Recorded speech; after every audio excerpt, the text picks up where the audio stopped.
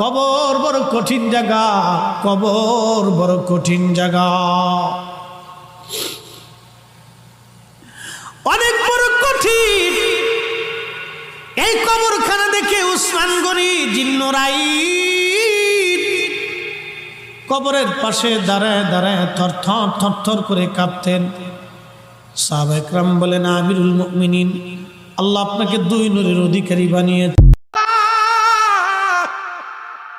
কোন দিন যেন মরণ এসে যাবে রে আল্লাহ, কোন হালাতে মরবো বলতে পারি না রে মালিক। অনেকেই মরণের সময় একটা অঙ্গ পড়ে যায়, যারা কাপন পরে, যারা গোসল করাইছেন, কত মানুষের গোসল করাইলাম, দেখি গোসল করাতে যায় পায়খানা করে দিছে, প্রস্রাব করে দিছে, তাদের মৃত্যুটা কত কঠিন হয়েছে। অনেকের জিহ্বাটা বাইর হয়ে যায়।